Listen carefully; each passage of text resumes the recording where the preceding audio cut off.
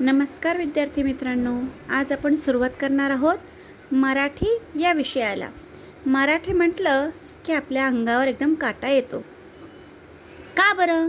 कारण आपल्याला वाचताच येत नाही। नाही नको मला मराठी असं आपण म्हणत असतो।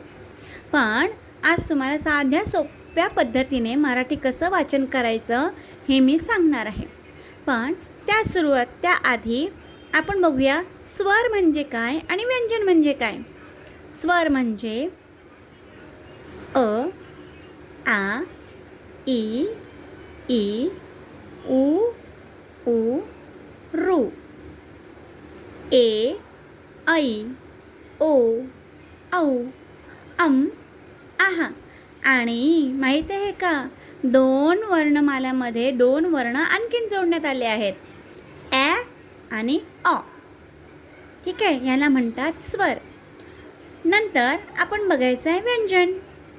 व्यंजन क, ख, ग, घ, ड, याला आपण वाङ्मय ड म्हणतो।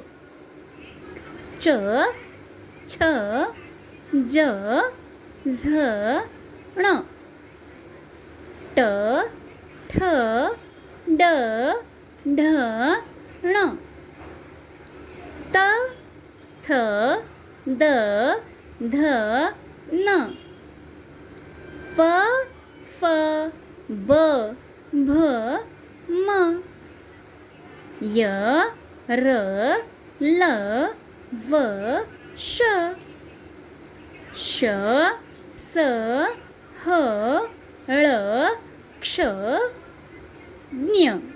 आणि त्याचबरोबर आपल्या मराठी वाचनामध्ये वापरले जाणार आहे त्र आणि श्री। मग ह्याला काय म्हणतात?